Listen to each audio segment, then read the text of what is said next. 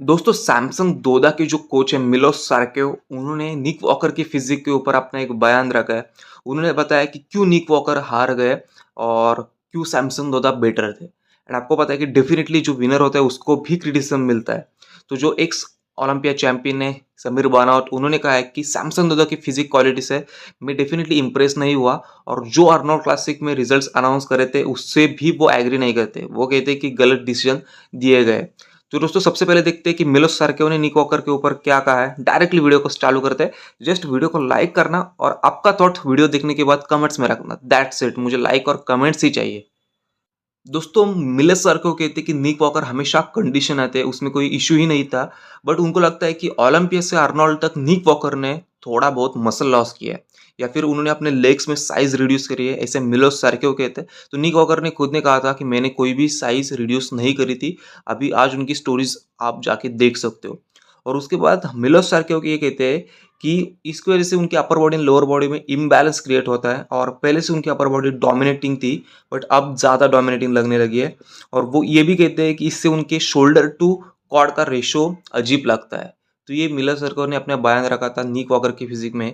मिलोज कहते हैं कि निक वॉकर का लुक जो ओलंपिया में उन्होंने शो करा था वो हो सकता है, पर जिन दो बॉडी बिल्डर के साथ उन्होंने कम्पीट किया था वो डेफिनेटली अलग लग रहे थे। मतलब सैमसंग दोदा और एंड्रयू जैक, वो कहते कि उन्होंने ओलंपिया से काफ़ी बेहतर फिजिक दिखाई थी, पिल्ड फिजिक दिखाई थी एंड पोज बाय पोज उन्होंने टक्कर दी निक वॉकर को। मिलोज ने जो निक वॉकर के लेग्स को लेकर कमेंट पास करा था उससे काफ़ी सारे लोगों ने एग्री किया है। जैसे कि जे कटलर कहते हैं कि डेफिनेटली जो निक वॉकर के लेग्स थे वो ओलंपिया में काफ़ी बड़े थे और अर्नोल्ड क्लासिक में उन्होंने थोड़ी बहुत साइज डिक्रीज करी है। बट निक वॉकर अपनी स्टोरीज पे बार बार यही कह रहे हैं कि मैंने कोई भी साइज रिड्यूस नहीं करी थी, जस्ट मैं एज इट इज आया था जैसे मैं ओलंपिया में था। बट मैं उतना था फुल नहीं था, बट डेफिनेटली मैं पील्ड था। तो दोस्तों जे कटलर पॉडकास्ट में जे कटलर कहते हैं कि सैमसंग दोदा की ये फिजिक हार्डी और डेरेक को हराने के लिए बेस्ट है या फिर नहीं। तो मिलर सर के इंस्टेंटली रिप्लाई करते कि यस, जो सैमसंग दोदा है वो आने वाले ओलंपिया में हार्डी और डेरेक को बीट करेंगे। तो दोस्तों उसके बाद जे कटलर कहते हैं कि ये कंडीशन और ये साइज से वो बीट कर सकते हैं। तो मिलोस कहते हैं कि फिलहाल हमें एक फॉर्मूला मिला है, हमने एक फॉर्मूला फिगर आउट करा है जिसके वजह से सैमसंग दोजा की skin day by day thin होती जा रही है और उनकी स्किन काफ़ी हार्ड थी और इसकी वजह से उनकी बॉडी में सेपरेशंस नहीं दिखते थे। But it just a routine, अभी उनको और मेहनत करनी पड़ेगी। एंड मिलोज कहते हैं कि if you are body builder then you have to listen to your body. Samson Dauda को खुद को जानना होगा कि कब उनको हार्ड ट्रेन करना है, कब उनको ईजी ट्रेन करना है। बिकॉज ये पीरियड हर एक बॉडी बिल्डर के लाइफ में आता है, जिस पीरियड में उसको समझना होता है कि अपनी बॉडी क्या डिमांड करती है। अगर अपनी बॉडी इजी ट्रेन डिमांड करती है देन आपको भी इजी ट्रेन करना होगा। हर बार आप हार्ड ट्रेन करके उस तरीके के मसल सेपरेशन, उस तरह की मसल क्वालिटी पा नहीं सकते, गेन नहीं कर सकते। तो ये फॉर्मूला था मिलोस सरकेव का और उनका फोकस, जैसे हमें दिखता है कि उनका फोकस यही है कि सैमसंग की जो स्किन काफ़ी हार्ड आती है वो थोड़ी सी थिन हो जाए और उसके वजह से मतलब फिजिकल हार्डनेस तो मेंटेन रहे बट स्किन थोड़ी सी थिन हो जाए और उसकी वजह से उनके फिजिक में सेपरेशन अच्छा दिखे। फॉर्मर मिस्टर ओलंपिया जे कटलर का ये मानना है कि सैमसंग दोदा ने अपने करियर में लेट पिक करा है बट अभी वो कंप्लीट चल रहा है और उनको जस्ट फाइनल डिटेल्स पे फोकस करना होगा।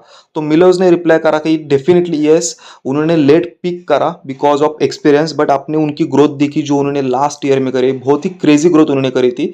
But now it's just refinement of the skin. वो बार बार स्किन के बारे में कह रहे हैं, मतलब उनका विजन, उनका फोकस क्लियर तरीके से हमें विजिबल होता है कि वो उनकी स्किन को थिन डाउन करने में अभी काम कर रहे हैं, लिटिल बिट उसको बेटर करें। और वो वाकई कहते हैं कि जो थोड़े बहुत इंप्रूवमेंट करने हैं वो डेफिनेटली हम करेंगे। It's all about just routine and training. दोस्तों सैमसंग दोदा बने अभी नए अर्नोल्ड क्लासिक विनर, तो डेफिनेटली उनको क्रिटिसिज्म मिलेगा बिकॉज वो है वर्ल्ड के थर्ड बेस्ट बॉडी बिल्डर। तो देखते हैं कि समीर बनावट ने उनके फिजिक के ऊपर क्या कहा है। तो वो कहते हैं कि is Samsung fantastic, yes, but personally मुझे नीक वॉकर सबसे श्रेडेड कंडीशन वाले बॉडी बिल्डर लगे थे स्टेज पे।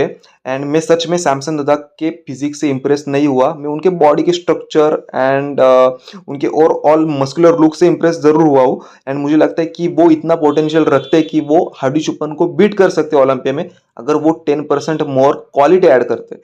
समीर बानावट आगे कहते हैं कि मैं तो एंड्रयू जैक की फिजिक्स से रियली इंप्रेस हुआ था, उनकी काफ़ी better quality and beautiful physique आती है जो कि उन्होंने आर्नोल्ड क्लासिक में शो करी थी। वो कहते हैं कि अगर आर्नोल्ड क्लासिक 2023 क्वालिटी बेस्ड रहता देन निक वॉकर ने सिंगल हैंडेडली इजीली शो को जीता होता। बट जजेस ने इस बार अप्लाई किया था ओवरऑल बैलेंस जो कि सैमसंग दोदा के पास था और उनको एंड्रयू जैक की बॉडी इतनी पसंद आ गई कि वो कहते कि वो भी सबसे ज़्यादा रिप्ड थे, कंडीशन थे, बट सैमसंग उतने ज़्यादा रिप्ड नहीं थे। बट फिर भी समीर बनावट सैमसंग दुधा को कॉन्ग्रेचुलेट कहते हैं। वो कहते हैं कि मुझे उनका बॉडी स्ट्रक्चर काफ़ी पसंद है, बट उनके बैक में क्लैरिटी नहीं है। और वो कहते हैं कि एक तरीके से उनकी बैक सॉफ्ट लग रही थी, और वो कहते हैं कि मे बी प्रीसीजन के बाद वो फ्लैट लगे हो। बट दोस्तों फाइनल्स में तो उन्होंने अपने करियर के सबसे बेस्ट फिजिक्स शो करी थी। और अगर उन्होंने कहा होता कि सैमसंग दोदा की बैक की विड्थ ज़्यादा नहीं है, देन डेफिनेटली मैं एग्री करता। बट जो सैमसंग दोदा के बैक के ऊपर थिकनेस आता है, उतना थिकनेस निक वॉकर के बैक में नहीं आता। बट निक वॉकर की बैक कंप्लीट है। But at the same time दोस्तों, जितने कंडीशन निक वॉकर फ्रंट से होते हैं, उतनी कंडीशन उनकी बैक में नहीं दिखती। वो एक जेनेटिक डिसऑर्डर भी आप कह सकते हो, जेनेटिकल फैक्टर भी कह सकते हो। बट सैमसंग तो अगर अपने बैक को और ज़्यादा वाइड करते हैं, देन ओवरऑल बॉडी के साथ उसका बैलेंस परफेक्ट होगा, और वो शो जीतने के लिए उनको कोई भी एक नेगेटिव फैक्टर नहीं बनेगा। और दोस्तों निक वॉकर के बारे में मुझे लगता है कि वो हरे ज़रूर है, बट उनके साथ हमेशा एक प्लस पॉइंट होता है कंडीशन। वो कभी भी कंडीशन लैक नहीं करते। और ऐसा हो सकता है कि सैमसंग दो ऑफ आ सकते हैं ओलंपिया में आने वाले, या फिर जो एंड्रयू जैक है वो ऑफ आ सकते हैं, बट निक वॉकर कभी भी ऑफ नहीं आएंगे, वो कंडीशन ही आएंगे। और जब Samson Dauda and Andrew Jacked ऑफ आएंगे, तब निक वॉकर का फिर से चांस बनेगा कि वो ओलंपिया का टाइटल जीत सकते हैं, या फिर से वो सेकंड थर्ड पोजीशन ग्रैब कर सकते हैं। और दोस्तों एक बुरी खबर है, मुझे तो पर्सनली बुरा लगा कि विलियम वोनेक ऑफिशियली 2023 ओलंपिया से आउट हो चुके हैं। जैसे कि उन्होंने अर्नोल्ड क्लासिक में 7th प्लेस ग्रैब करी। अगर वो जीतते थे देन डेफिनेटली वो ओलंपिया के लिए क्वालिफाई हो सकते थे। अभी भी वो प्रो शो खेल के जीत सकते हैं, बट दोस्तों उनके साथ फिजिकल इशू चल रहे थे, जैसे कि किडनी इशू। तो वो चाहते हैं कि मैं एक लंबा गैप दूं अपने बॉडी को, सारे हेल्थ इशू को, पैरामीटर्स को मैं बैलेंस कर लूं। और वो कहते हैं कि अभी it's time to focus on family and other businesses other side from body building. और वो कहते हैं कि डेफिनेटली मैं कमबैक करूंगा, और अगले साल वो अर्नोल्ड क्लासिक में ही कमबैक करने वाले हैं दोस्तों। तो इससे एक चैंपियन माइंडसेट का पता चलता है कि उनको अभी भी लगता है कि वो जीत सकते हैं। एंड यस गाइज, अगर वो इंप्रूवमेंट कर दें डेफिनेटली वो जीत सकते हैं, बट इस बात पे मैं कंफर्म कुछ बता नहीं सकता। So officially William Bonac is out of 2023 Olympia.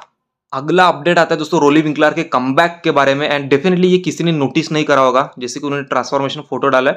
दोस्तों लेफ्ट वाला फोटो उनका 2004 का है, एंड 2010 का उनका राइट वाला फोटो है। और 6 ईयर्स में उन्होंने कितना ड्रास्टिक चेंज किया फिजिक्स में, आप नोटिस कर सकते हो। और उनके साथ इंजुरीज वगैरह चल रही थी, तो वो कह रहे कि I am still on the making working for the best version of my self. मतलब डेफिनेटली वो कमबैक तो करने वाले एंड अपना बेस्ट वर्जन लेके वाले हैं। तो उनका बेस्ट वर्जन तो हम लोगों ने देखा है, जैसे कि 2018 का अर्नोल्ड क्लासिक उन्होंने जीता था।